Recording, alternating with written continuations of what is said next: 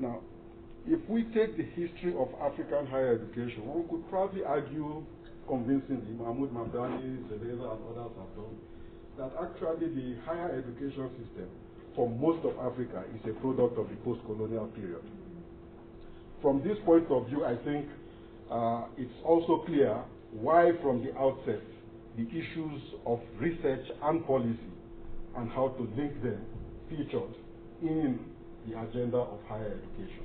Right? In a very direct sense, the post-colonial nationalist coalition that took over power from the colonial authorities had itself led the struggle for independence on the argument that the natives were denied access to education, so that the imperative to establish institutions of higher learning as a major focus of social policy in the post-colonial period was both an affirmation of independence, but also an attempt to ensure that the higher education system met the immediate challenges of post-colonial development in an obvious area like human resource development. In a country in which, in many countries in which at independence, examples have been given, after 100 years of colonial rule, only one indigenous engineer existed, right?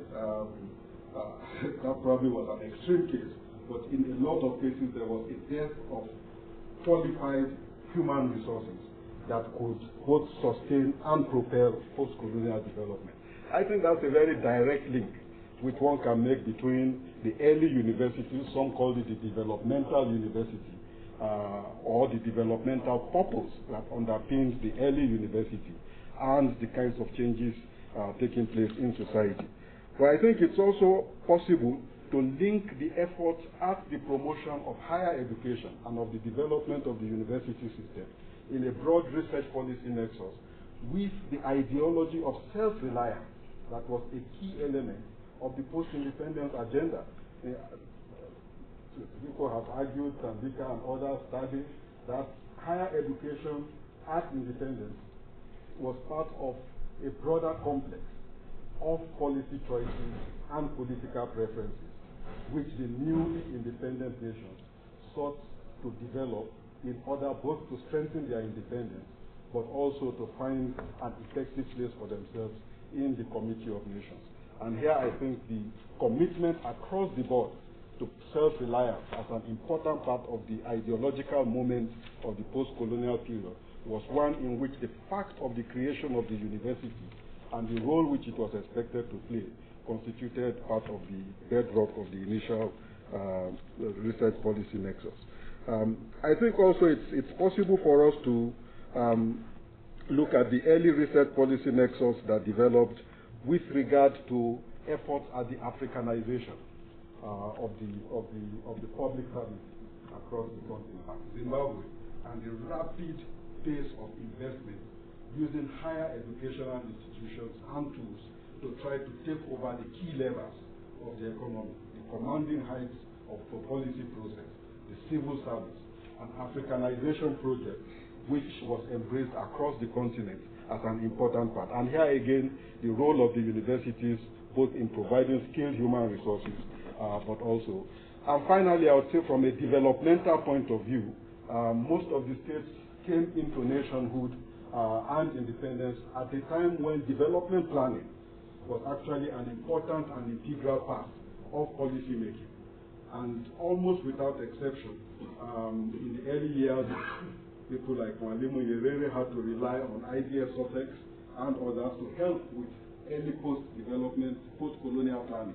But in the bigger countries, and even in Tanzania subsequently, as planners were trained, Eastern Europe and elsewhere, the university became an important part of the effort to engage in development planning in order to achieve the goals of independence with post-colonial social contract.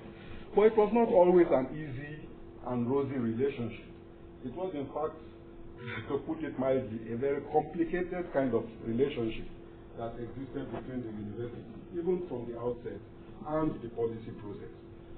At one level, within the university itself, And this was not something that one could claim was or is still unique to Africa. It's a universal tension which higher education and policy institutions live through.